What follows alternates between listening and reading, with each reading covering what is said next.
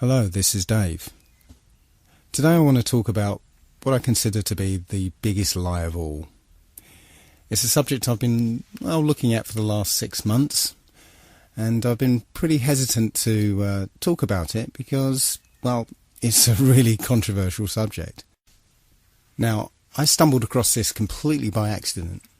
I was researching something on a totally unrelated topic and happened to see an intriguing sounding video. So I clicked on it, but the subject was so preposterous that I was just about to turn it off when it happened to say something that piqued my interest. So I watched the video completely to the end. And by the end of it, I had questions. I had some serious questions. So I'm going to ask you to be open-minded about this. This is very, very controversial and difficult to get your head round. So just bear with this and keep an open mind. So, in order to determine the truth, I'm going to be using a few principles here. The first of which is the scientific method, something that the scientific community doesn't seem to use these days. But the scientific method is where a theory or opinion is put forward that matches what we observe. But if something comes along that contradicts those observations, then the theory must be discarded. The second principle is Occam's razor. That's quite simply, the simplest explanation tends to be the truth. The third principle I'm going to be using is from Sherlock Holmes. When the impossible has been eliminated, whatever is left, however improbable, must be the truth. I'm also going to have to accept a couple of things. The first of which is what I call the ant's perspective. If you imagine an ant walking across a runway and all of a sudden a jumbo jet lands next to it, the ant's probably going to say, "What the hell was that?" But there is no way that the ant can ever figure out what just happened to it. It's just beyond the ant's ability to comprehend. So we have to accept that there may be things that are way beyond the human mind's ability to comprehend. The other thing we have to accept is how easily our minds, once they've been programmed or given a world view, how easily those minds can be fooled.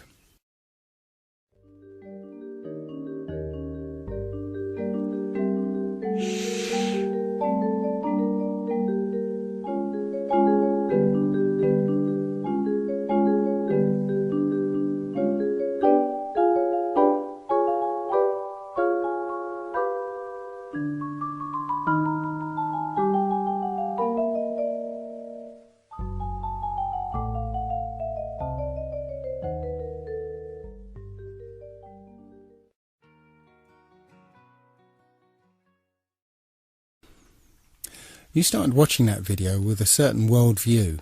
After all, you know what a room looks like.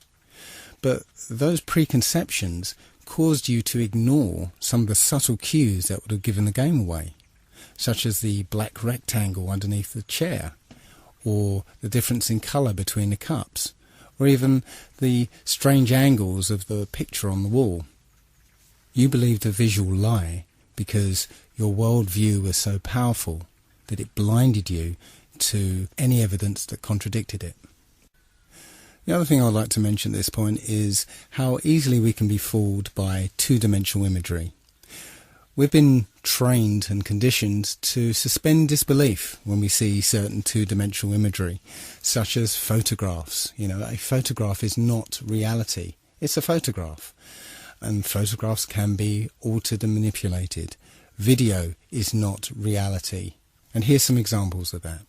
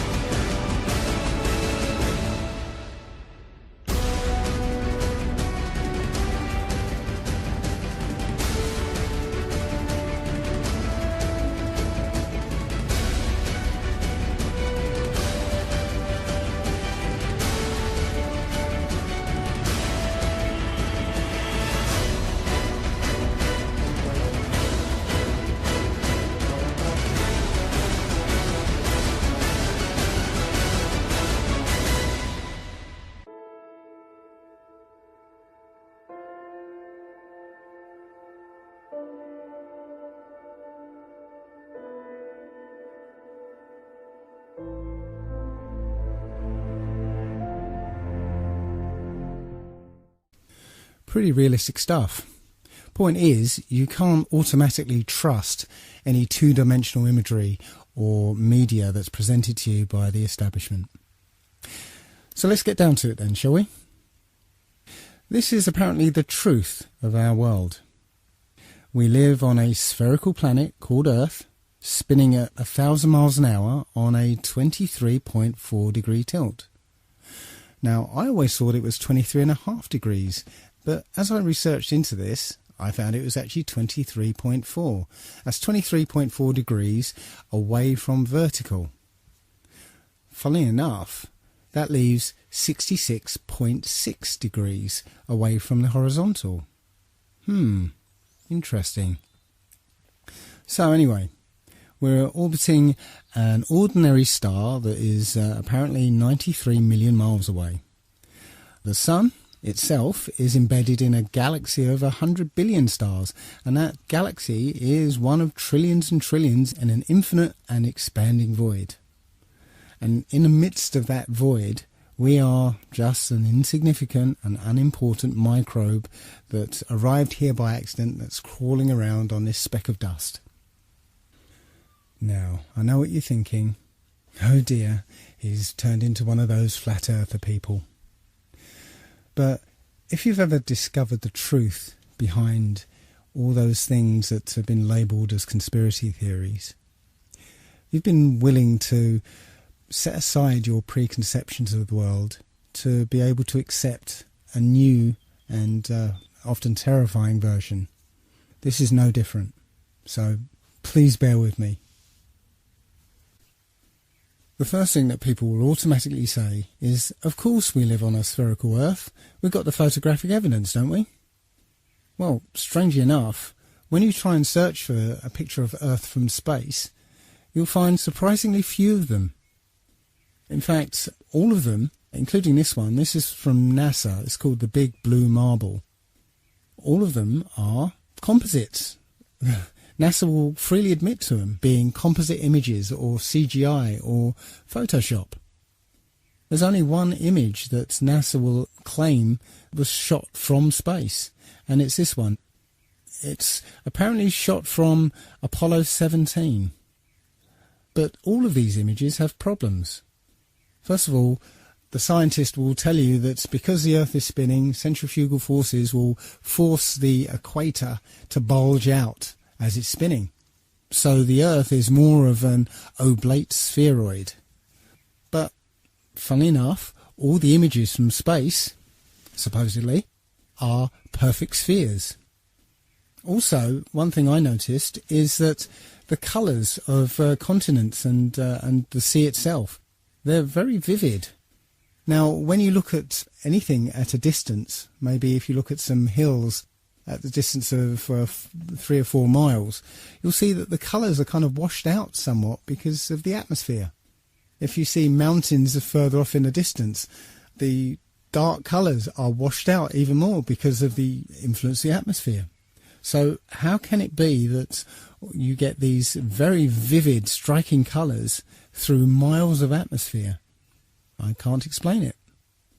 The other strange thing about this supposed shot of Earth from space is that the continents actually appear to match the Mercator map rather than the Peters projection map. Now, if you don't know the difference, here's a little video to explain it.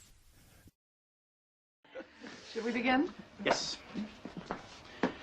Plain and simple, we'd like President Bartlett to aggressively support legislation that would make it mandatory for every public school in America to teach geography using the Peters projection map instead of the traditional Mercator. Give me $200 and it's done. Really? No. Why are we changing maps?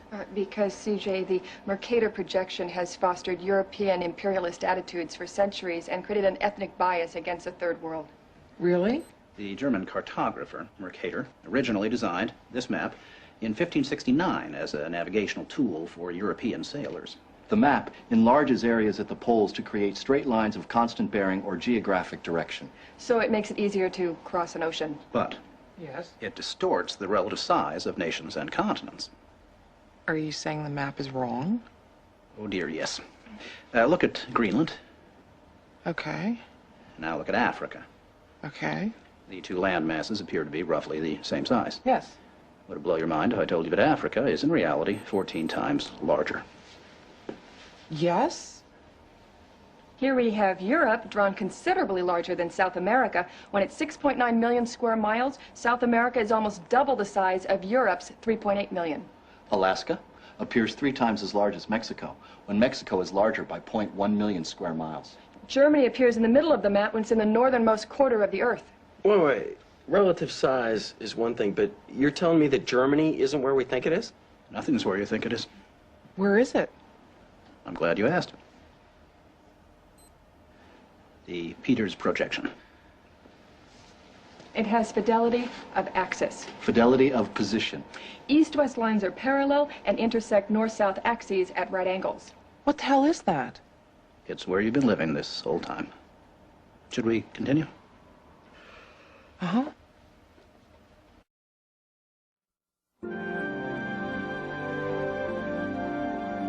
So, you're probably wondering what all of this has to do with social equality. No, I'm wondering where France really is. Guys, we want to thank you very much for coming in. Hang on. We're going to finish this. Okay. What do maps have to do with social equality, you ask? She asked. Salvatore Natoli of the National Council for Social Studies argues, in our society, we unconsciously equate size with importance and even power.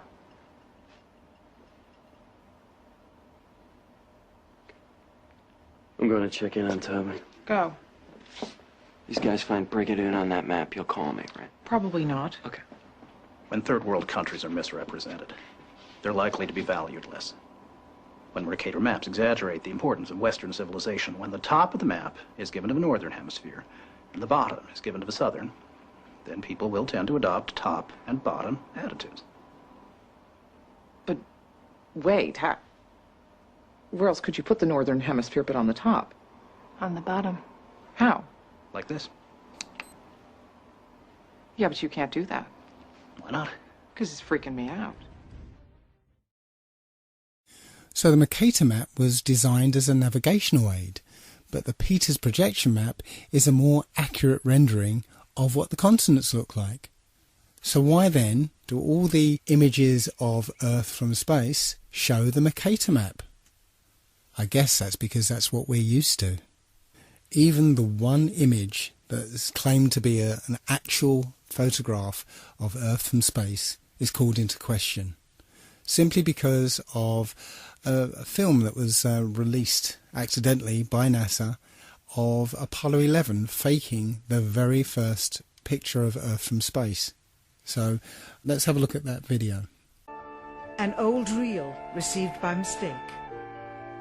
It contains the raw or unedited footage of the crew of Apollo 11, Michael Collins, Edwin Aldrin Jr. and Neil Armstrong, staging part of their mission for nearly an hour in living color, with exceptionally clear behind-the-scenes audio of conversations discussing the techniques used to achieve a disingenuous picture depicting the Earth at a distance, in order to falsely demonstrate their far journey from it and their ability to survive passing through the Van Allen radiation belts. It cannot be misconstrued that this staging was done for some other reason, for the reel itself is slated and dated July 18th, 19th and 20th, 1969, the very days of the mission when they were said to be approaching and achieving lunar orbit. Understand, too, that only about 20 seconds of this raw footage was ever broadcast to the public, and these conversations discussing their deception were believed to be private. Until now. Here they discuss that these television transmissions were in fact not broadcast live as everyone believed. They were first screened and edited for playback later. Roger, Neil. We just wanted a narrative such that we can, when we get the playback, we can sort of correlate what we're so much. Here they discuss the fact that they have turned out the lights and have blocked out sunlight from entering the spacecraft through the other windows, as to not cause any reflected light to fall onto the spacecraft's wall in the foreground. Okay, very good. Well, we shut out the sun coming in some of the other windows into the spacecraft, so it's looking through the number one front window, and there isn't any reflected light. The reason this was done is so that the truth of the matter would not be revealed. It is this. Though the federal government would have you believe that this is a view of Earth from a distance out of the spacecraft's window as it nears the moon, it is not. What they have ingeniously done is placed the camera at the back of the spacecraft and centered the lens on a circular window in the foreground, outside of which it is completely filled with the Earth in low orbit. The circumference of the window then appears to be the diameter of the Earth at a distance, with the darkened walls of the spacecraft appearing to be the blackness of space around it. That is why they wanted the interior dark and blocked out the sun from any other windows. Here you can see the extruded window, probably 2 inches thick at the bottom. This is because the Earth's shine is coming in at a downward angle. It also causes the Earth to appear to be an irregularly shaped circle, for you are seeing the outside of the window at the bottom and the inside of the window at the top, which together form 2 different sized halves of a circle. Subsequently, this take was never used. As they perfected the shot, a crescent-shaped piece of black material was inset slightly into the window to create the illusion of the Earth's terminator line dividing night and day. It is uncannily convincing.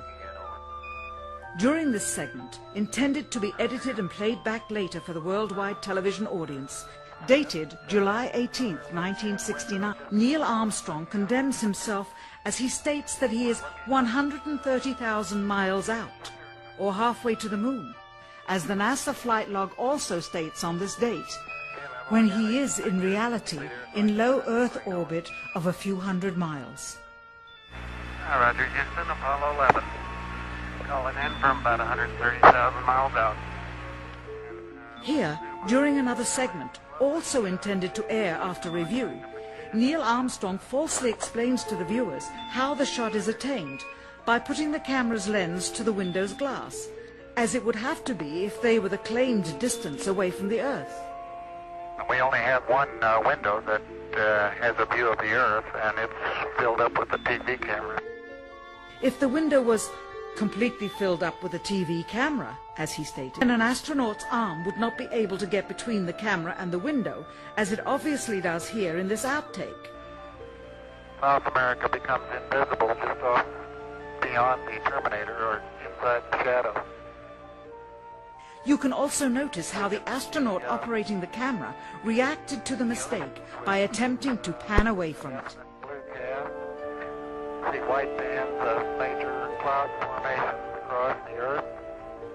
And This is a segment that they believed wasn't even being recorded, much less suitable for broadcast, for the lens was being zoomed out and the scene was being changed to that of an interior of the astronauts at work, and apparently the stop button popped back up on the recorder without notice.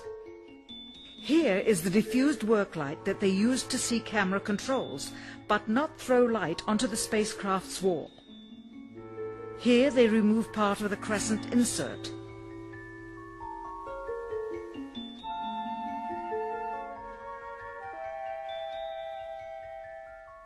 Finally, the iris is opened up to see the real location of the camera and the very bright and near Earth out the window. Here is the slate for the 19th of July, and the same shot of trickery on the 19th of July, and then the 20th, and the same misleading shot on the 20th. Later that evening, they were said to be walking on the moon. How can this be when they were in Earth orbit only 9 hours earlier, and the moon is some 3 days' journey? And you can see the full sequence on a documentary called A Funny Thing Happened on the Way to the Moon. That's one that I highly recommend you have a look at. But as for photographic evidence of a globe Earth, nope, it doesn't exist. Now let's take a look at Earth's supposed curvature. Many people point to Felix Baumgartner's recent record-breaking freefall jump and point to this picture in particular. It clearly shows a curvature of the Earth, but let's take a closer look at it. Well, it's quite obvious that a fisheye lens is used here. If you look at the shape of the capsule itself, those are usually built with fairly straight lines, and you can see the lines are very curved on the edge of this capsule. He took off from New Mexico, and the surface of the Earth looks like, well, it's one big large landmass, and that's New Mexico. I didn't realise that New Mexico took up so much of the Earth. It's clearly a fisheye lens. We know intuitively, if we stand on a beach with a panoramic view, that the sea is flat. It's flat at sea level, it's flat from the top of Mount Everest, it's flat from over 20 miles high. I got this image from another YouTuber. I can't remember the guy's name, but he's the one who goes, "Where is the curvature? Where? But it's a picture of the New York City skyline from over 40 miles away. He says it's 60 miles away, but I measured it on Google Earth. It's 40 miles away. The reason I added this one is because I used to live halfway between Bear Mountain and New York City, and from North Route 17 I was clearly able to see the New York City skyline from about 20 miles away. From 40 miles away, the New York City skyline should have been about 1,000 feet below the horizon. And that neatly leads me into the horizon problem. No matter where you are above the surface of the Earth, the horizon always rises to your eye level. Doesn't matter if you're standing on a beach, or up a hill, or in a plane at 35,000 feet. The horizon is always at eye level. Well, that would be impossible on a spherical Earth, because the Earth would curve away from you, and so it would always appear below you. As on this diagram, the expected horizon would be below you, but that's not what we see. When you look out of a plane window, you always see the horizon at eye level. And it doesn't matter how big you make the Earth below the plane, the horizon would always appear below you. In 240 BC, a Jesuit named Eratosthenes, my apologies to any ancient Greeks among you, he calculated the Earth's circumference. He did that by planting a stick in the ground at midday so that the sunlight, being directly overhead, would cast no shadow. Simultaneously, about 400 miles away, somebody else planted the stick in the same way and found that the sunlight cast a shadow. So by taking a shadow length and knowing the distance between the sticks, you could theoretically work out the circumference of the Earth. Take note that this method requires that the sun be a long, long way away so that the light coming from the sun is all parallel. Just keep that in the back of your mind, because we'll come back to this later. However, it turns out that you'd get exactly the same results on a flat Earth if the sun were only 3,100 miles away and 34 miles across. Now, as crazy as that might sound, I just want you to keep that in the back of your mind, because we're going to come back to this as well. Perhaps the most famous experiment to disprove the idea of a curvature was performed by Samuel Rowbotham in the late 1800s. The Old Bedford Levels experiment was performed on a canal in Cambridgeshire, which is perfectly straight for 6 miles. What Rowbotham did was put a telescope 6 inches above the water at one end of the canal and had a friend row a boat to the other. The boat had a flag on it, and Rowbotham was able to see the boat and the flag along the entire length of the journey. Now, if the Earth were curved, the boat should have been 16 feet below the horizon at the other end of the canal. Plenty of other such proofs exist concerning landmarks that can be seen much further away than the curvature of the Earth would allow. The most notable would be the Notre Dame Antwerp spire, which stands about 403 feet high and 468 feet above sea level. But sea captains are able to see the spire with a telescope from an amazing 241 kilometres away. If the Earth were a globe, then the spire would be actually a whole mile below the horizon. The Earth has a curvature? I I don't think so. So let's take a look now at the idea that the Earth is spinning. Our common sense intuition tells us that the Earth is motionless. We have senses that detect changes in velocity.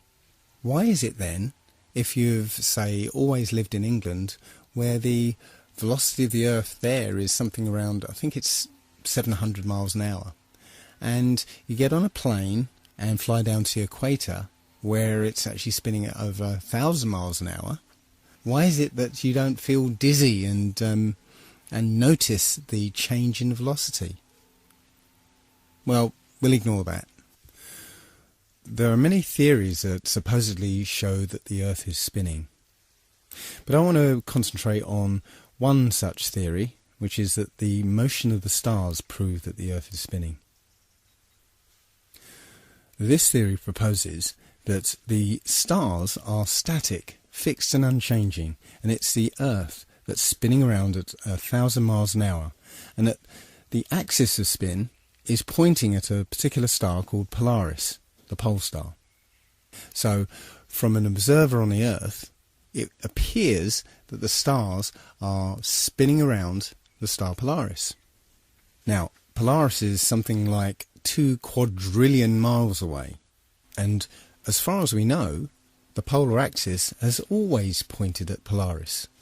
So, the first obvious question is, if the Earth is wobbling on its axis and moving around the Sun, and also being dragged along with the rest of the solar system, how can it remain perfectly aligned with a star that's 2 quadrillion miles away? Well, we'll put that aside for the moment and just concentrate on the motion of the stars. If you were to set up a camera pointing at Polaris in the night sky and leave it on a long exposure, you'd get a pattern of star trails around Polaris, supposedly reflecting the 1,000-mile-an-hour spin of the Earth. But wait a minute, isn't the Earth orbiting the Sun at 67,000 miles an hour? And come to think of it, isn't the Sun moving through the galaxy at 600,000 miles an hour?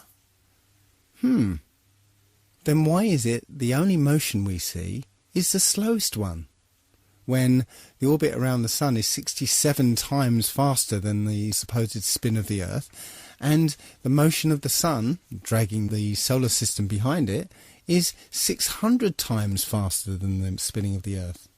Something doesn't add up. The point is, you wouldn't see these perfectly circular star trails. If you took into account all the other relative motions, you just wouldn't see these perfect circles. Where is the motion? Where? The simplest answer is the Earth isn't spinning or orbiting or being dragged. The Earth is fixed, and it's the stars that are moving.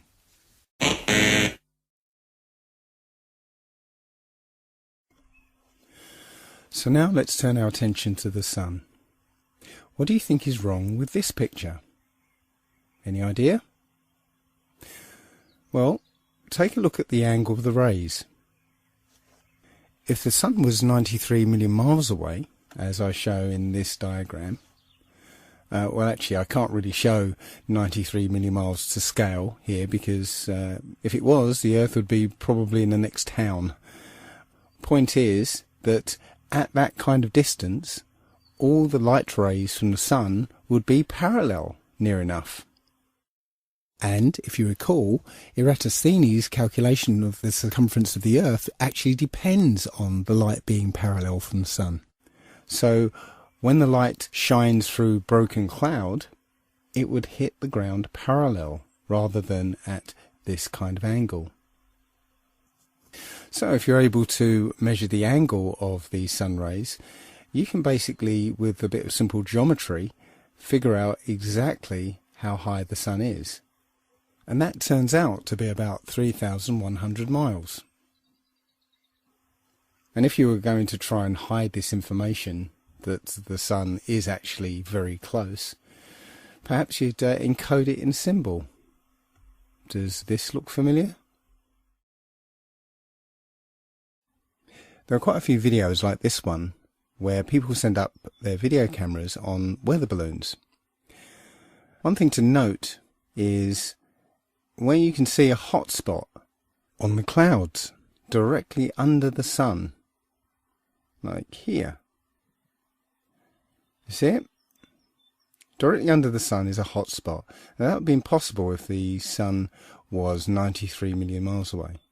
But also note how the sun appears to move with the Earth.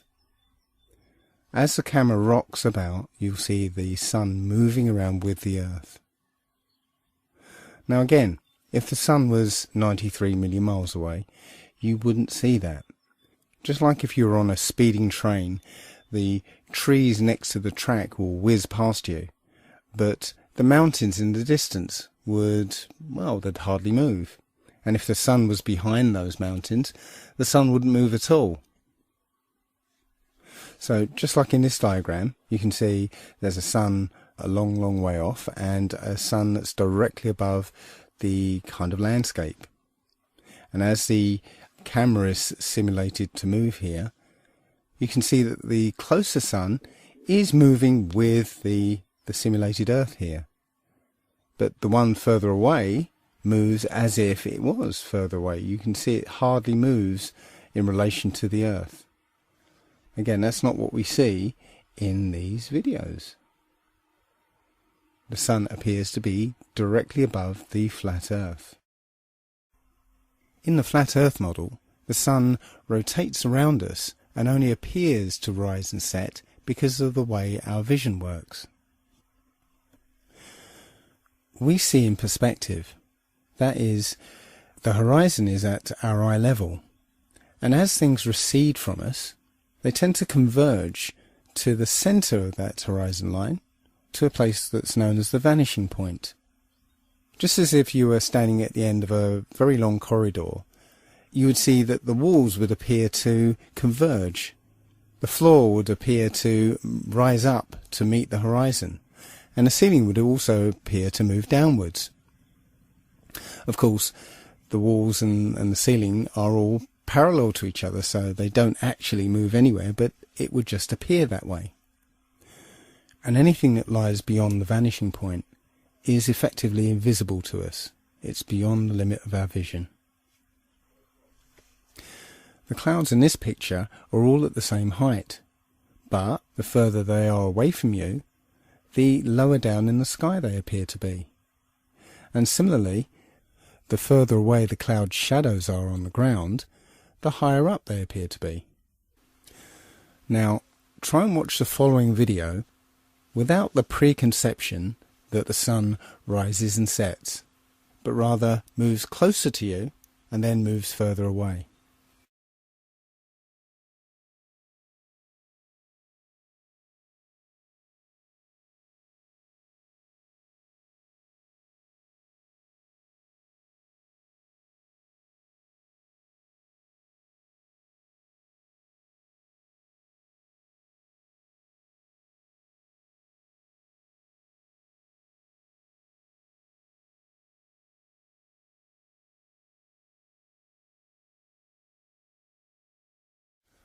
I'm afraid I can no longer take the idea that the sun is 93 million miles away very seriously at all.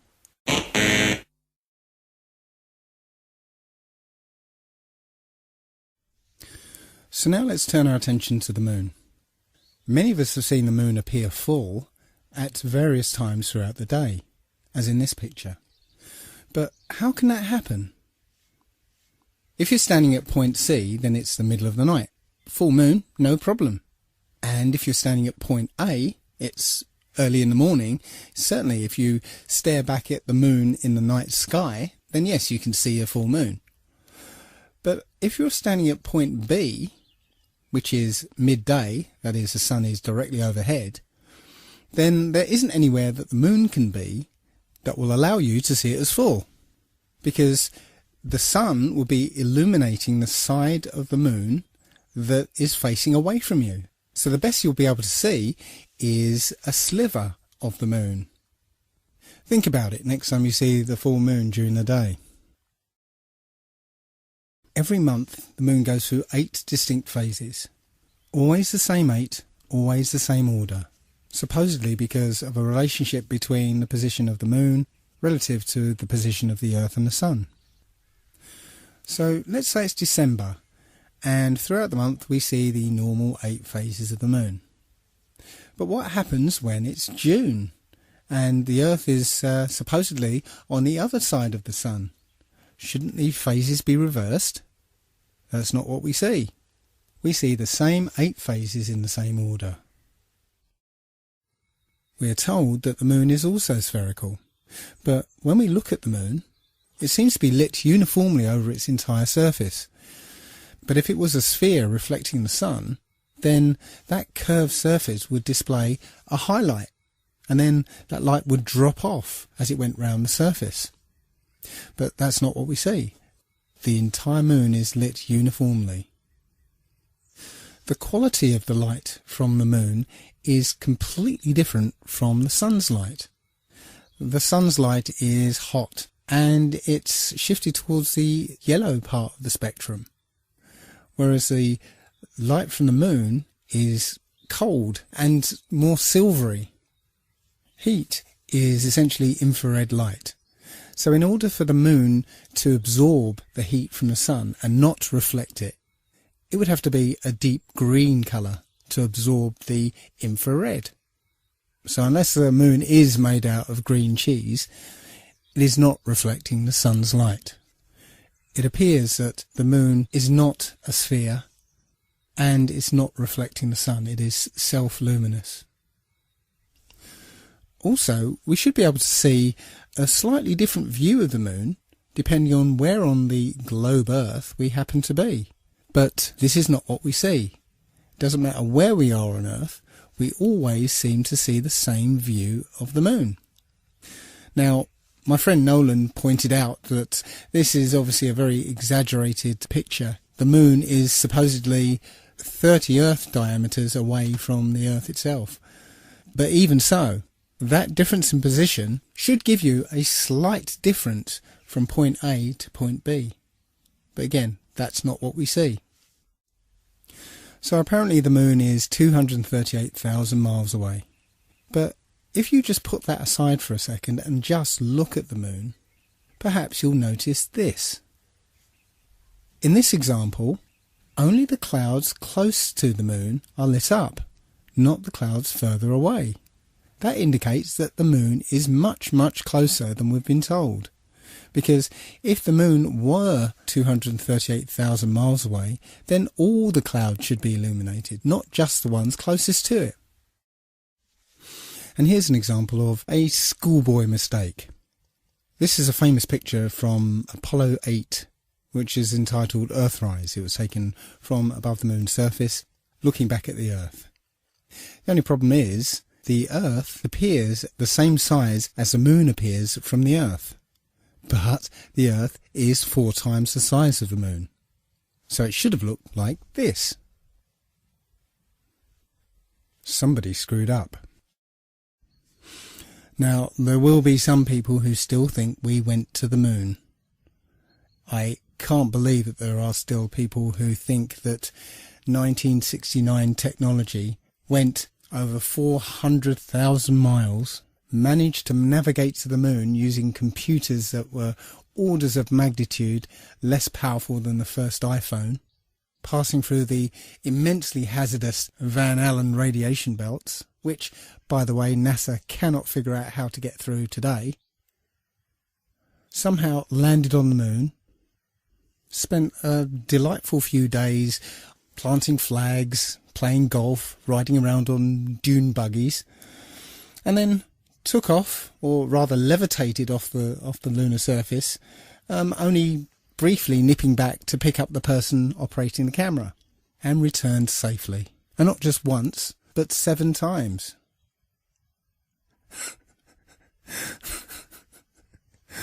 It's a fantasy. The whole thing is a fantasy. Everything you saw supposedly on the moon was in a soundstage using Stanley Kubrick's perfected front projection technology. And I'm not going to spend much time. There's plenty of evidence to show that it was completely faked. It was complete fantasy.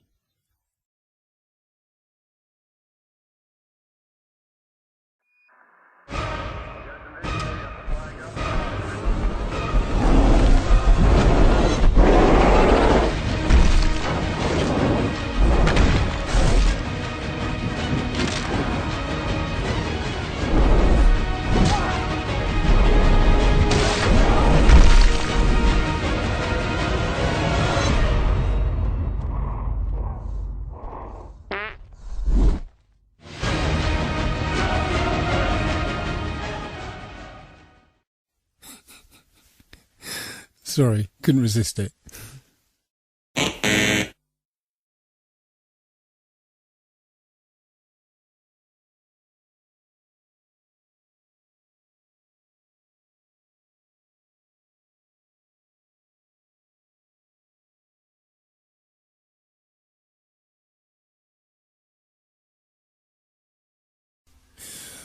So, despite the Apollo moon hoax, there are people who still believe that man is in space, and we have all sorts of space vehicles and satellites and space stations up there. It's time to have a look at the space shuttle. So, let's take a look at a typical shuttle launch. T-minus 17 seconds and count. 15,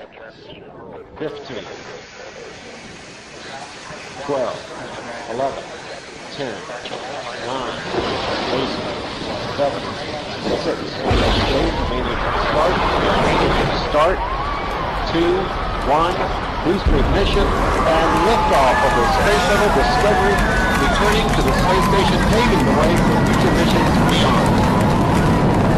Well,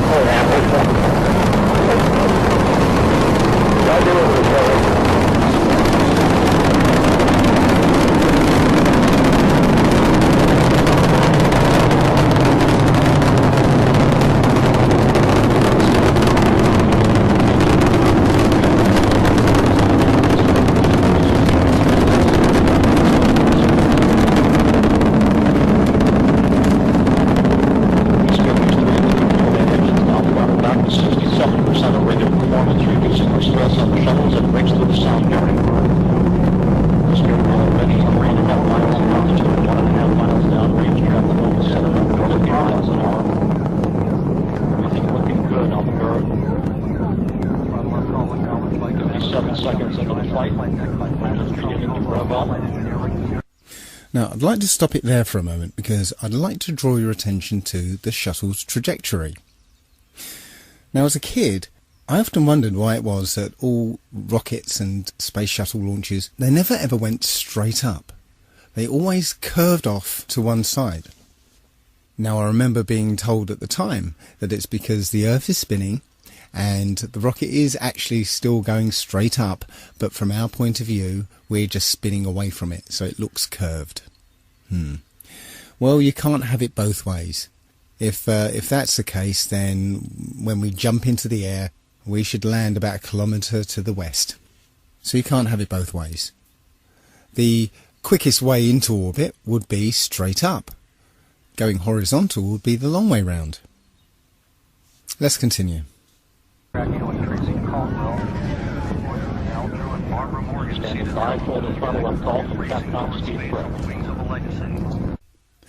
Okay, at this point, the shuttle is horizontal. That is, it's not getting any higher, it's simply travelling horizontally along the ground. And as you'll see in a few seconds, when the booster rockets separate, they still fall to the ground under the influence of so-called gravity. Discovery, Houston, go and throttle up. Roger, go and throttle up. Throttle up, throttle down, like Commander Steve Lindsay. Expected to hit to clear short. Copy. Solid rocket booster separation confirmed. Guidance now converging. Discovery's onboard computers commanding the main engine nozzles to swivel, aiming the shuttle for its precise target in space for main engine cutoff. Should have a good forward leg now and Okay, you sound good.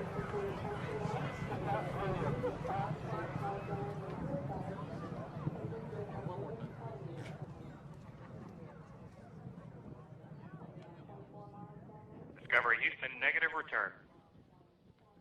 Copy, a negative return. So ground-based video ends there. Not because the shuttle's too high, but because it's too far away downrange. As I said, it's travelling horizontally at this point. So what's missing is what they call MECO, main engine cutoff. That means the shuttle no longer has any power behind it whatsoever. But after MECO is the external tank separation. As you can see from this diagram, when the tank separates, it falls back to Earth. So what's stopping the space shuttle following the same exact trajectory? Between main engine cutoff and this ohms burn, the space shuttle should follow the exact same trajectory as the external tank. But it magically does not. And conveniently, there's no video cameras to show exactly what happens. The point here is that at external tank separation, both the shuttle and the external tank are subject to this so-called force of gravity. Neither the shuttle or the external tank are in space. And yet they want us to believe that there is an orbital manoeuvring system which is capable of blasting the shuttle from this point, which is still in the Earth's atmosphere, into orbit. Well, the clue is in the name of the thing. Orbital manoeuvring system, not orbital insertion system. Where's the fuel for this? There isn't an external tank anymore, so there isn't enough fuel to blast this shuttle into orbit, even from this height. And on the subject of height, where does space actually begin? In this shot, the space shuttle is supposedly in space, because the cargo bay doors are open. But you can see the features on the ground in great detail. In fact, you'd be hard-pressed to see such detail from a passenger jet at 35,000 feet. Look, you can see roads and rivers and individual fields. Anyway, once the shuttle's completed its mission, it's now a glider. So let's have a look at a video of a glider landing.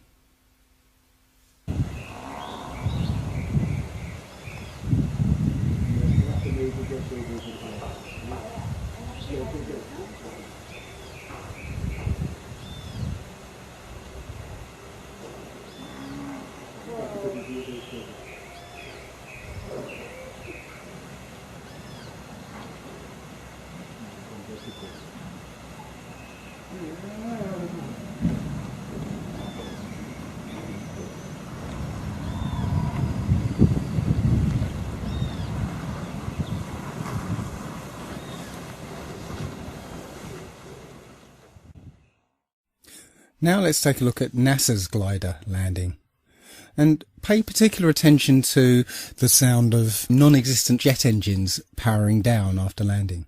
Down and locked.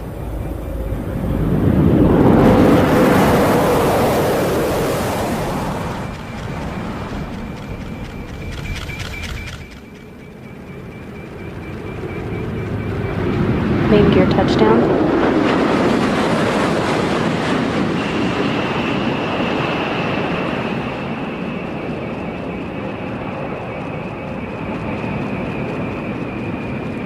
Nose gear touchdown. Deploying of the drag chute delayed to assess the conditions of the crosswinds on the orbiter as it rolls out on the runway. 15 at the Kennedy Space Center, wrapping up a nearly 5.3 million mile mission.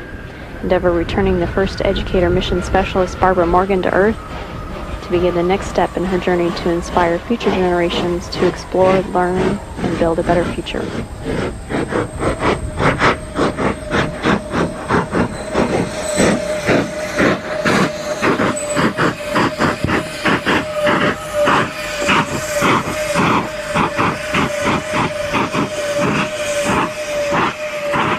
Houston, Endeavour, wheel stop. Roger, wheel stop, Endeavour. Congratulations. Undoubtedly, the nice woman from NASA, employed to state the bleeding obvious, is there to distract you from the fact that it's a bloody jet plane, tarted up to look like a space shuttle. It's not a glider at all. You can clearly hear the jet engines powering down. When you look at the back of the space shuttle, you can see two odd-shaped pods. These are supposedly the orbital manoeuvring system. On the front of these pods are two odd-shaped holes. Why would a rocket engine need some kind of air intake? Wouldn't it be dangerous to put such air intakes on the back of a shuttle, which on takeoff is going over 10,000 miles an hour? Wouldn't they just rip right off? Very strange. No, these holes are precisely what you'd have if you wanted to hide an air intake to a jet engine. So here's a conspiracy theory. If I was on the receiving end of upwards of 200 billion of taxpayers' money, perhaps this is what I would do. Well, I'd spend a few million on some of what they call hero models. Space shuttle mock-ups that look the part, have lots of flashing lights and computer screens and stuff, but are not flyable. They'll end up collecting dust in museums anyway. Then I would have a few mock-ups that I would fly into space, but really would basically fly out of sight and ditch in the sea, getting destroyed in the process. Then I would spend a few million, perhaps even a billion. Let's give the taxpayers their money's worth.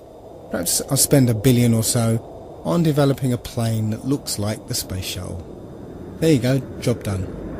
No refunds. So let's change the launch profile of the space shuttle for my new classified one. We have a remote controlled, full-size mock-up, basically nothing inside, just an empty shell. That's flown up on remote control, on essentially a big firework. Everything acts as normal, the booster rockets detach as normal, but when we get to the external tank separation, that doesn't actually happen.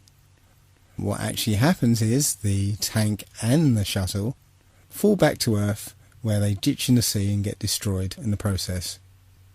After the mission's complete, a space shuttle plane takes off from an undisclosed location and lands at an Air Force base in front of the TV cameras. Simple. Don't be ridiculous, Dave. You couldn't fake something like that. There'd be too many people involved, and the truth is bound to get out. Lam lam lam lam lam. The best example of space shuttle fakery is the Challenger disaster. In 1986, the shuttle Challenger exploded about 74 seconds after takeoff, killing all 7 astronauts inside. Or did it? It turns out that 6 of the 7 are still alive and kicking today. Ellison Onizuka claims to be his identical twin brother, Claude. Yeah, I've got an identical twin brother, Claude, too. The Challenger pilot, Mickey Smith, hasn't even bothered changing his name. He's now Professor Michael J. Smith of University of Wisconsin. Now, Krista McAuliffe was a bit of a sneaky one.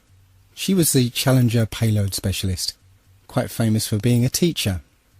It turns out during her astronaut days she was using her middle name, Krista, and now she goes by her first name, Sharon, and she's a Syracuse law professor. The Challenger commander, Francis Richard Scobie, is now Dick Scobie, which sounds like a rather unpleasant disease, CEO of Cows in Trees Limited. Judith Resnick, the Challenger mission specialist, again hasn't even bothered changing her name. She's a professor at Yale Law. And finally, Ronald McNair, another Challenger mission specialist, claims to be his identical twin brother, Carl McNair. What are the odds? And now we come to the imaginings of this man here. Arthur C. Clarke, Freemason and science fiction writer, came up with the concept of the telecommunications satellite. And several years later, we have thousands of telecommunications satellites supposedly spinning around the planet. Again, though, strangely enough, if you try and look for images of communication satellites, despite the fact that there are thousands of these things up there, you don't actually find a photograph of them. Just lots and lots of CGI photoshopped images. The problem is that satellites inhabit a region of the upper atmosphere known as the thermosphere. It gets its name because the temperatures up there reach something in the order of 2,500 degrees centigrade.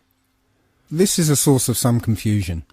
Although Wikipedia says that it reaches such high temperatures, it also says, paradoxically, that you wouldn't actually feel the heat because there's not enough air molecules up there to heat you up.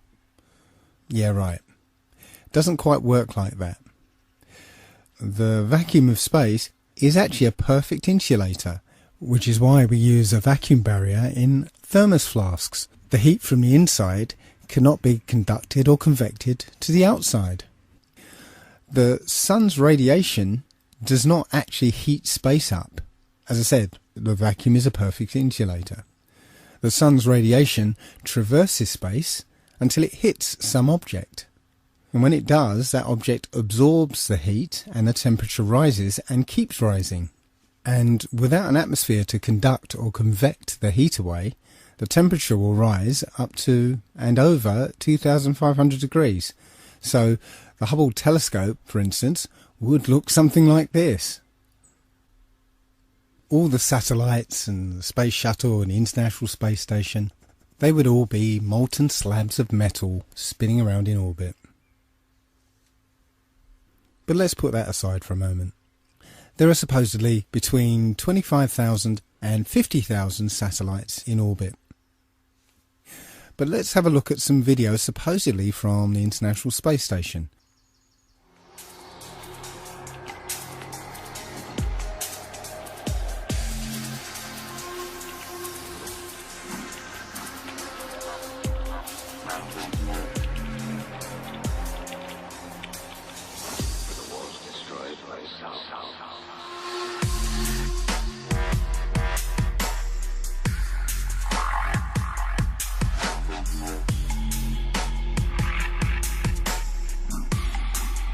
Can you see any one of these 26,000 to 50,000 satellites? I can't.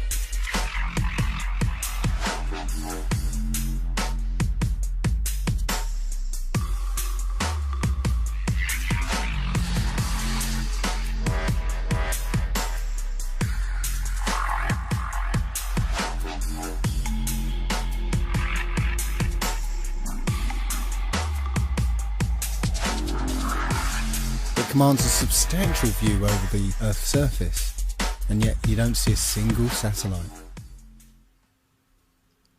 Now, I do accept that you can look up into the night sky and see what we're told are satellites. I've done it myself. I've seen bright lights moving across the sky, but I have no idea what those things are. In this video, you can see several large bright objects. However, none of them appear on any satellite tracking applications. When you look up at a jet airliner flying at 35,000 feet, you can only see it as a small dot. So how is it if something the size of a jumbo jet is rendered as a small dot at about 5 to 7 miles up, that you can see a satellite which is the size of between a car and a school bus at 100 miles away? You just wouldn't see it. At about this point, somebody's bound to say, what about the global positioning system? How would that work without satellites? Well, as it happens, the technology has actually been around since World War II. There are actually two systems, one called LORAN and another called DECA. Those were navigation systems based on radio triangulation.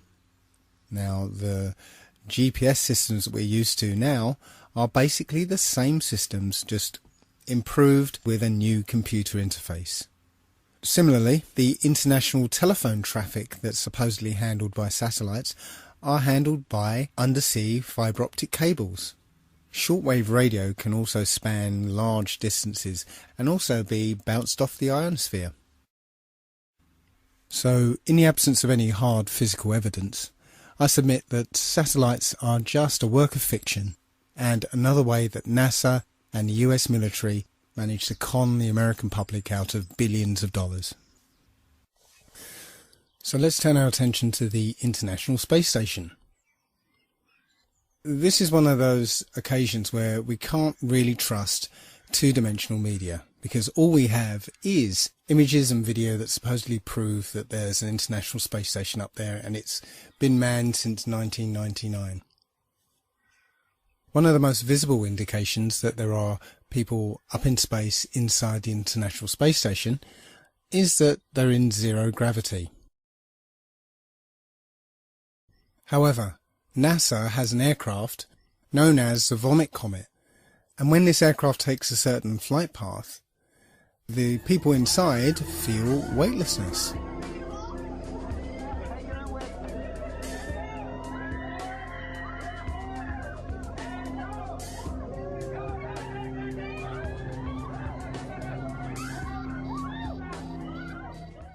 So it's almost certain that NASA has an aircraft fitted out to look like the International Space Station's interior.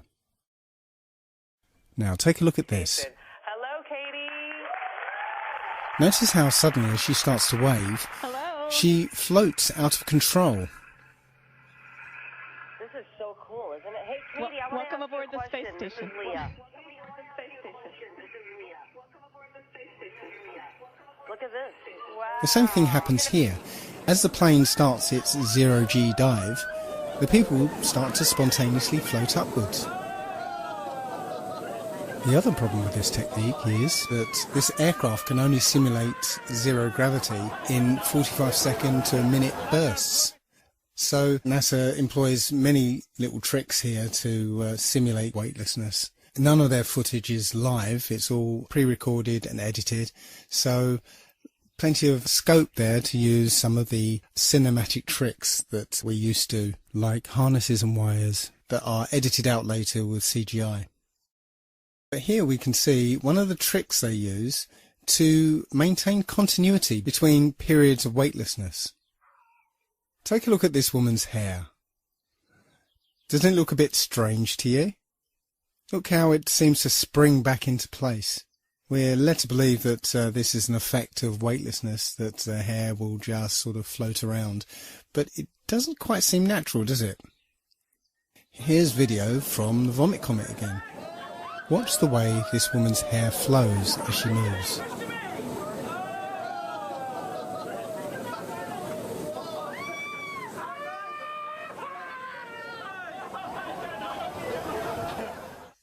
Seems quite obvious now that this is some kind of perm or hairspray, so that between periods of weightlessness we get that visual continuity. Now, there are plenty of examples of these gravitational anomalies, but I'm not going to spend too much time on it. I just wanted to show that all these things that you can see from NASA can be simulated and CGI'd up for your benefit. They don't seem to do any real scientific experiments up there. The effort seems to be just to get you to believe that they're there. That's it. There are also plenty of anomalies when you look at spacewalks. For footage of spacewalks on the exterior of the International Space Station, NASA will freely admit they have a huge swimming pool called the Neutral Buoyancy Lab, where they train their astronauts. And within this huge swimming pool, they have a mock-up of the exterior of the International Space Station. I'm going to show you a video from a YouTuber called Jungle Surfer, who's done the best expose of spacewalking anomalies. Another aspect of the illusion of space travel is spacewalks. These are faked inside a swimming pool. It's a custom-built swimming pool, and that's a great way to fake zero gravity. About 6 months ago, in 2013, a gallon of water leaked into one of their spacesuits in a matter of seconds. NASA doesn't really have a proper explanation for how on earth this could have happened. There shouldn't be water leaking into someone's helmet and a person almost drowning in space. How can you drown in space? They now wear snorkels to make sure that they don't drown in space. How can this be happening? A snorkel in space? There could be some water in the porous plate sublimator. When they were on the moon, they supposedly had about a gallon of water, but that cooling system is supposed to be well away from their head. There really is no sane explanation for why a gallon of water would leak into someone's spacesuit, unless you realize the whole thing is faked inside a swimming pool. In this scene, you can see the Chinese spacewalk, and you can see a bubble coming up from the guy's suit. How do you have a bubble in space? Space is supposed to be a vacuum, not a swimming pool, but it's obviously just a swimming pool filled with water. Obviously, there would be some equipment that they could only fix from the outside, but a lot of these spacewalks It seems like equipment they easily could have configured to be accessible from the inside of the International Space Station. It seems more like an excuse to get out and show their other space trick, which is the faking of spacewalks in a swimming pool. In this vid, you catch a glimpse of someone wearing a scuba tank. Scuba tanks in space? Snorkels and scuba tanks in space? They act like a spacewalk is just a walk in the park, like there's very little danger involved at all. They're looking through the spacesuits. Oh, here's a spacesuit. We're going to go for a spacewalk. As if there's no danger at all. Like they don't care. They don't care. They don't act like they're in a life-threatening situation, like they could die at any second, even though they can. So you would think to preserve their life they would want to minimize the amount of spacewalking that they did. But there seems to be an abundance of equipment on the outside of the International Space Station that constantly requires repairing, which makes for a good TV spectacle and is inspired by movies like Sandra Bullock's Gravity. And after Gravity came out, they of course had to do another spacewalk to fix some emergency, some piece of equipment that their lives depend on that amazingly they can fix every time. But you know what? Thanks to the genius of the engineers at NASA, they employ snorkels in space now, so that should stop them from drowning. Finally, I'm going to leave the last word to one of the astronauts themselves, when he made a tiny little slip-up during a question and answer session. Take note of his body language after he makes his mistake. Hello, my name is Bailey. This question is for Chris. What was high school like for you?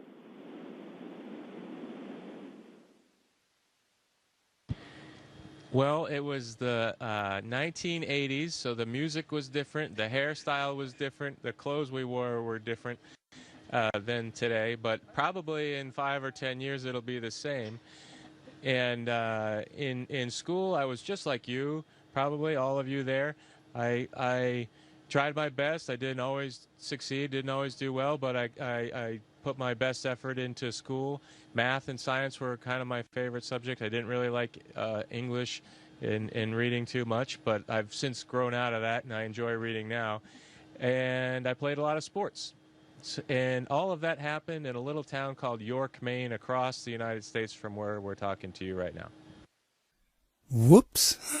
Called York, Maine, across the United States from where we're talking to you right now. Hello, my name is Steve Owen. I'm a teacher here at Riverside Prep. I'd like to ask you about the stress associated with the long periods in the space station. I'd like to ask Karen, what is the training that you get to cope with that stress and related psychological issues?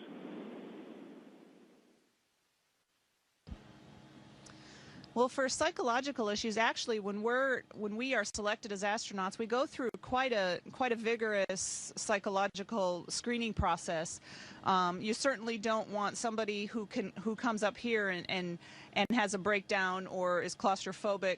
But also, we have, well, like Chris's background as a Navy SEAL and Luca's background as a test pilot clearly prepare them for high-stress situations.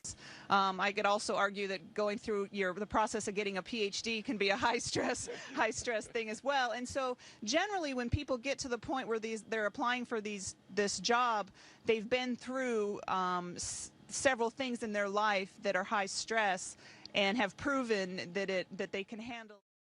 Humans in space? I'm not even sure there is such a thing as space anymore. So, could the Earth really be flat? Most people, when they think of a flat Earth, immediately think, what happens when you get to the edge? Well, the flat Earth model is a flat circular disk with a north magnetic pole in the centre, and all the continents are laid out around it. On the edge of this disk is a wall of ice, and we call it Antarctica. There is no South Pole.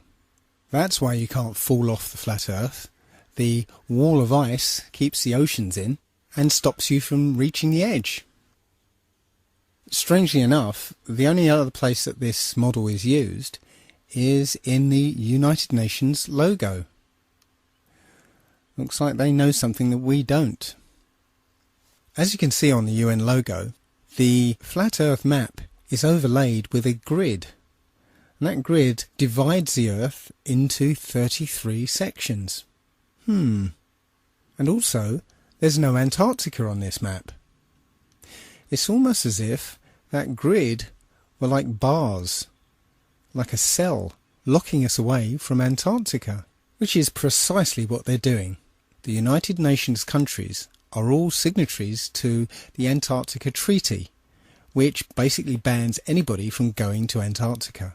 And if there's any absolute proof of either the globe Earth or the flat one, then I believe the answers would be in Antarctica. But before we examine Antarctica, I'd like to take a look at flights in the Southern Hemisphere. Now, this information came to me through Mark Sargent and his Flat Earth Clues. A lot of people say that Mark is a shill. I communicated with him over email. He seemed like a decent bloke. So I'm not going to say he's a shill. He has his ideas, his views, his perspectives, as I have mine, and everybody else has theirs. So I'm not going to say he's a shill. But nonetheless, his Flat Earth Clues were very well done, and I got a lot out of them. So thank you, Mark. The crux of this issue is the lack of direct flights in the Southern Hemisphere. I took a look at some of these flights and particularly focused on flights from Cape Town to Auckland, New Zealand. Generally, flights in the Southern Hemisphere tend to be indirect, with one or more connections and lengthy layovers. Such is the case with this one from Cape Town to Auckland. This flight came out around about 37 hours with a connecting flight in Dubai. Now if you look on a map, Cape Town to Auckland is a straight shot across the Indian Ocean, 7,310 miles. That should take about 12 hours. But in this case, we're taking thousands of miles north to Dubai, then back down south to Melbourne, and then across to Auckland. It doesn't make any sense. Until, that is, you look at it on the Flat Earth model. Now you can see it's a straight line from Cape Town to Dubai to Melbourne. And the distance is more like 16,000 miles. So the total journey time of 37 hours is there to hide the fact that your actual flight time is 26 hours rather than 11 or 12. Now, I did find one direct flight operated by Qantas, but who knows? The flight was 14 hours long, but does that flight actually exist? I don't know. Short of booking that flight and flying it, I wouldn't know. But it strikes me that you could advertise such a flight, price it beyond the reach of most people, and cancel it for anybody who does take it. But that's just speculation.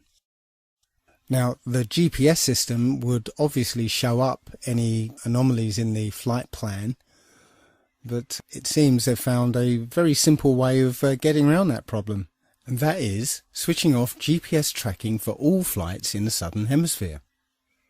Now, this is an image from Flight Tracker, and you can see straight off that in the Northern Hemisphere you'll see planes over the ocean, but there are none in the Southern Hemisphere. Now, I spent some time looking at it on flighttracker.com, and I actually verified this information, but I couldn't capture the data on my computer. So here's a video of planes disappearing and reappearing off the tracking systems. So hey guys, I'm on planefinder.net. I'm tracking airplanes in the Southern Hemisphere, trying to do some research to verify or debunk this flat Earth guy. And what he said is that airplanes disappear in the South Atlantic near the, in the Southern Hemisphere when they fly over oceans. And it's true.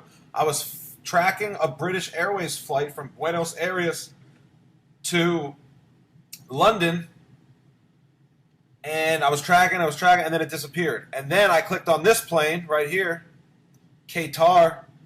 See how the flight path, like when you click on the plane, the flight path appears or disappears, right? So I clicked on this plane looking for my British Airways flight, and I found this flight, and look, see how the flight path just starts in the middle of nowhere right here?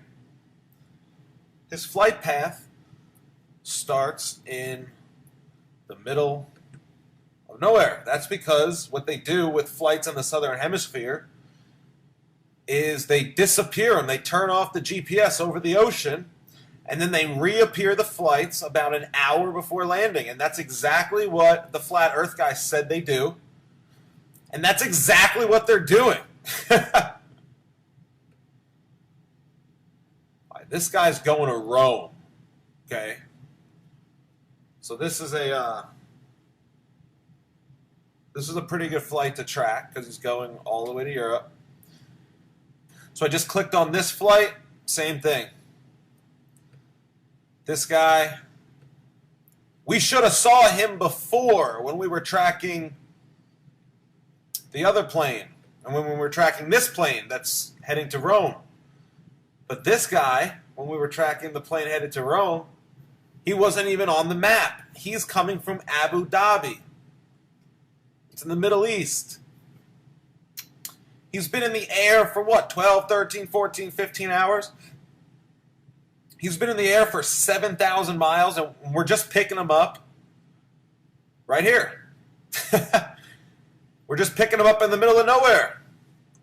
Look, they disappeared the flight over the entire ocean, and they're reappearing it for landing about an hour before landing. Think about it. He's got 500 miles to go. It's about an hour before landing, just like the flat earth guy said. I mean, take a look at what this guy's flight path should look like on a flat earth model. This stuff's crazy. You have to look into this for yourselves. Don't pretend like you know everything, because you only know what you've been taught, and we know that the stuff we've been taught was a bunch of bullshit. So we need to question everything. Question everything, but don't believe everything. Question everything. There's a big difference. Now, I know a lot of this evidence seems circumstantial, but there are many flights in the southern hemisphere that have stopovers in seemingly nonsensical places that only make sense on a flat earth. Santiago, Chile to Auckland, for instance, stops over in Los Angeles. Nonsensical on a globe makes perfect sense on a flat earth. And the only way to verify these flight paths just happens to be switched off for all southern hemisphere flights. Circumstantial, I'll grant you, but compelling nonetheless. So let's take a close look at Antarctica. The first thing you'd encounter when you reached Antarctica would be a 200-foot wall of ice, followed by 300 miles of Antarctic desert. No life, no vegetation, and temperatures that drop to minus 100 degrees centigrade. And if you manage to survive that, then you encounter a mountain range 2 miles high. Those mountains are called the Rockefeller Mountains, and at the top is the Rockefeller Plateau. Interesting. And beyond that, nobody knows what's there. Apart from maybe one man, Richard E. Byrd. Admiral Byrd led 3 expeditions down to Antarctica. Now, the last 2 weren't just expeditions, they were military operations. Operation High Jump and Operation Deep Freeze. And here's Admiral Byrd explaining what he found down there. Admiral Byrd, our guest tonight, is not only our greatest living explorer, but he's been an inspiration to countless Americans. Admiral Byrd, you've been to both the North Pole and the South Pole. Is there any unexplored land left on this Earth? Yes, there is. But strangely enough, there's left in the world today an area as big as the United States that's never been seen by a human being. And that's beyond the pole on the other side of the South Pole from Middle America. And I think it's quite astonishing that there should be an area as big as that unexplored. This is a tremendous So challenge. there's a lot of adventure left down at the bottom of the world. Why this interest in the bottom of the world? Nobody living down there, is there? It happens to be an untouched reservoir of natural resources. What are they? What are the natural resources there? Well, we've found enough of coal within 180 miles of the South Pole in a great ridge of mountains. It's not covered with snow, enough to supply the whole world for quite a while. Well, that's the coal. Now, there's evidence of many other minerals. We are pretty sure there's oil. Now, that coal shows the bottom of the world. Now, by far the coldest spot in the world. Where that coal is gets 100 below zero in the winter. Well, it was once tropical. So we think there's oil there, and there's evidence, probably uranium there. As I said, it's the most peaceful place in the world, but I don't think it will be for long because of this intense interest on the part of other nations and this nation. So I'm willing to say to you that there will be a number of expeditions that will follow, I think, year after year. Immediately after Admiral Byrd's last expedition, the Antarctic Treaty was signed and nobody was allowed to go there. Bearing in mind all the mineral resources, unlimited coal, unlimited oil, uranium, and an entire continent the size of North America lying unexplored. Now, we're talking about countries who burn down rainforests without batting an eyelid, or put up drilling rigs at the merest sniff of oil, or destroy pristine countryside to build fracking wells. Do you think for one moment any of these countries or corporations will leave all that untapped wealth unexploited? Something doesn't ring true. Now, I don't know for sure that we live on a flat earth, but I do know that we're not clinging onto the surface of a ball. And now let's look at the how and why. How have they managed to pull this off? Well, indoctrination since childhood. There's pretty much a globe in every classroom, and it's just a given that the world is a sphere. Even our language reflects it. Global finance and around the globe. And when we're taught things in childhood and everything we look at supports that view, then we rarely go back and re-examine it. But far and away the main basis of our belief is the supposed history of our scientific endeavour. What most people don't realise is that all the characters in this story are all actors in the same club. As George Carlin put it, it's a big club and you're not in it. Ptolemy, who first put forward the heliocentric model, was acknowledged as the first Mason. Copernicus was a Jesuit priest. Sir Isaac Newton was a Freemason. All the astronauts are Freemasons. So you can see how this lie could work if all these celebrated people are telling the same story. Another way we're programmed is by centralized and complete control over space information and access to space. That control is held by the space agencies around the world, NASA and RASA and the European Space Agency. It turns out that NASA is essentially composed of Nazis. Look up Operation Paperclip. NASA was actually formed from Nazi scientists transplanted to America after the war. I need not remind most people that the Nazi approach to propaganda is if you tell a lie big enough and keep repeating it, people will eventually come to believe it. And finally, we've had decades of programming through entertainment media, over 100 years of science fiction books and stories and television programs and films. I must admit to being a science fiction fan myself. I grew up watching Star Trek, Star Wars, Babylon 5, Battlestar Galactica, watching films like 2001, 2010. I truly believed that our future lay in space. I saw an exciting future for mankind, moon bases, Mars bases, interstellar travel. But now I sincerely doubt there is any such thing as space. It turns out that the Bible had a very clear conception of what the Earth and the universe looks like. And that matches the flat Earth model more than it does the globe. And that only leaves why. Why have they done this? What's the point of this grand deception? I think Eric Dubay explains it best.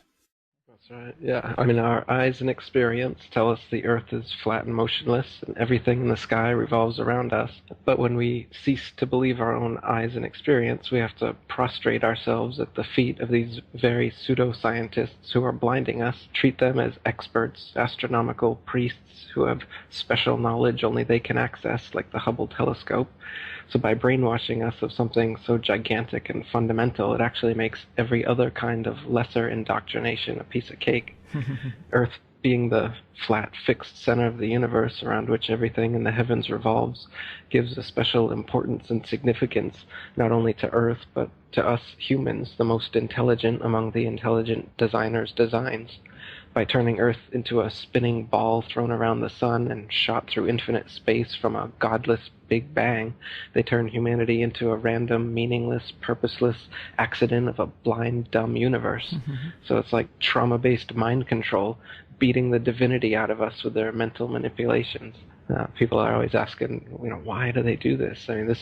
Other than the obvious profit margin motive, NASA being the biggest black budget black hole in existence, sucking in over $30 billion taxpayer money for the fake moon landings alone. Nowadays, hundreds of billions of dollars, and not just NASA, but RASA and all the other fake space organizations around the world giving CGI images for hundreds of billions of dollars. So this modern atheist Big Bang heliocentric globe Earth chance evolution paradigm spiritually controls humanity by removing God or any sort of intelligent design and replaces purposeful divine creation with haphazard random cosmic coincidence. And so by removing Earth from the motionless center of the universe, these Masons have moved us physically and metaphysically from a place of supreme importance to one of complete nihilistic indifference. If the Earth is the center of the universe, then the ideas of God, creation, and a purpose for human existence are resplendent. But if the Earth is just one of billions of planets revolving around billions of stars and billions of galaxies, then the ideas of God, creation, and a specific purpose for Earth and human existence become highly implausible.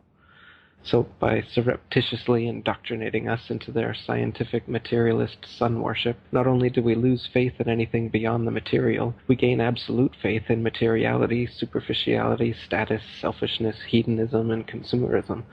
If there's no God and everyone's just an accident, then all that really matters is me, me, me. So they've turned Madonna, the mother of God, into the material girl living in a material world. Their rich, powerful corporations with their slick sun cult logos sell us idols to worship, slowly taking over the world while we tacitly believe their science, vote for their politicians, buy their products, listen to their music, watch their movies, all sacrificing our souls at the altar of materialism. It's a big deception. I'd say it's the biggest cover-up and conspiracy in history. We've been completely deluded for 500 years. So there you have it. There are a great many other points I could have raised, and I've barely scratched the surface. But if any of these points are true, then we have to abandon the model we've accepted thus far. Now, I don't know for sure that the Earth is flat, but I've seen enough evidence to make me strongly feel that that is the case. And moreover, my spidey sense, my intuition, tells me that this is true. I don't know what's beyond Antarctica. It could be a dome. It could be an infinite flat plane. It could even be just more Earth. More Earth than we realise, just as Admiral Byrd found. There are many who think that ultimately this is unimportant and just a distraction. But I see this as one of the most important revelations we could ever have. If this is the case, if this flat Earth is our universe, then it elevates man and this Earth to supreme importance, where every life, human or otherwise, is significant and sacred. And when we all realise that, then the world, the universe, changes. So I'd like to finish this the same way as Mark Sargent does. Do your own research and feel free to contact me. I'm Dave at allegedlydave.com.